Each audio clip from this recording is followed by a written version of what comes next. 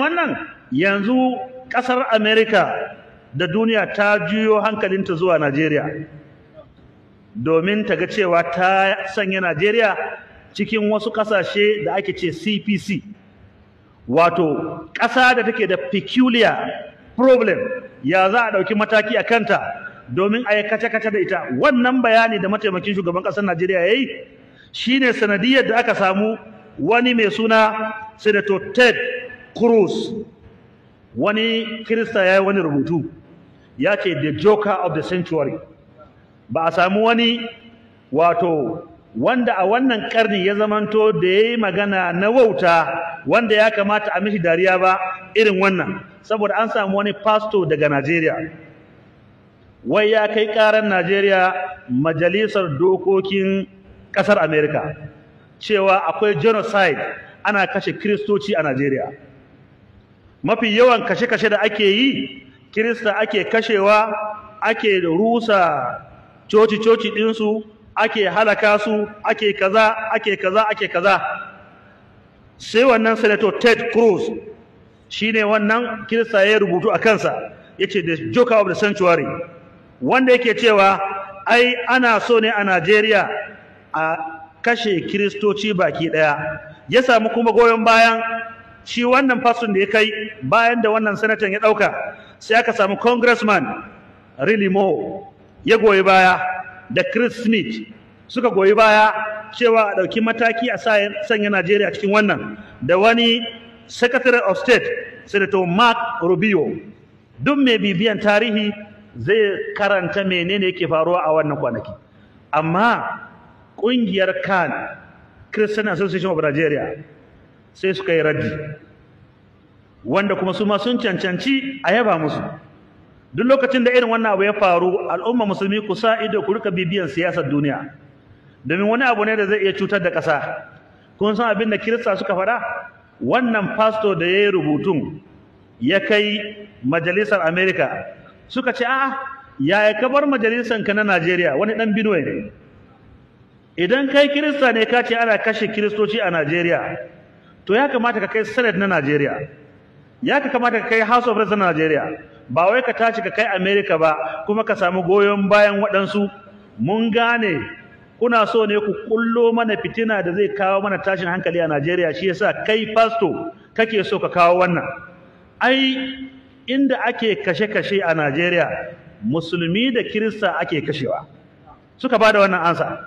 Suka ce to ka ɗauki ma Northwest, jihohinmu wanda ta'addancin 'yan ta'adda ke yi, wanda mafi yawan mazauna wannan wurin su wane ne?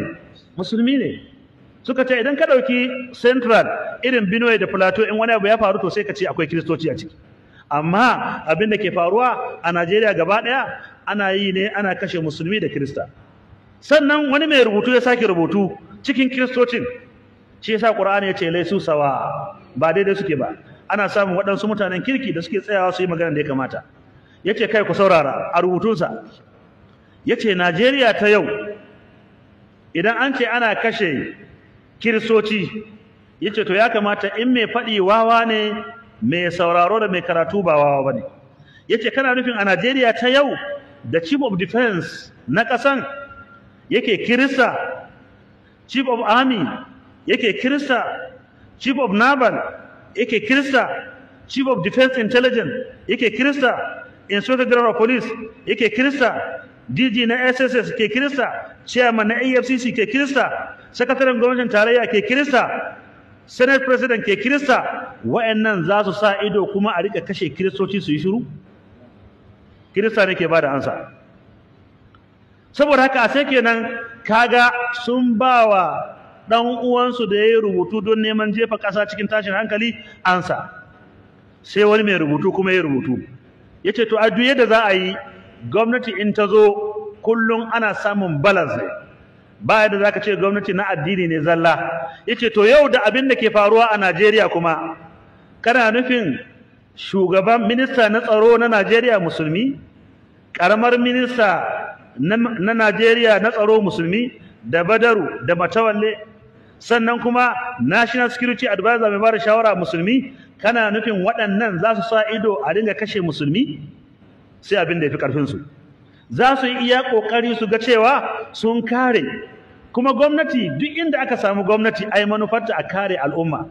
Wanda yake jagoranci a lokacin da yake jagoranci ba zai so a yi tashin hankali ba, ya fi kowa son zaman lafiya, sai in abin ya fi ƙarfinsa. Saboda haka ga nan shugaban ministan tsaro babba da ministan tsaro ƙarami da kuma mai ba da shawara akan harkokin tsaro musulmi ne.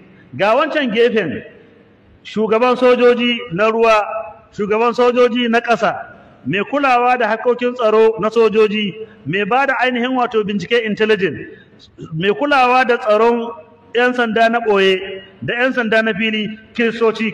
Wa'annan su ne ɓangaren gwamnati a yau.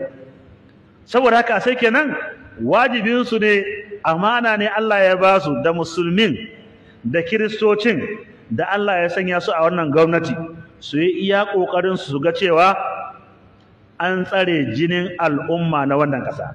Shi yasa musulunci ya ba da kariya ga musulmi, ya ba da kariya har ga wanda ba musulmi ba a lokacin da jagora ya zamanto musulmi.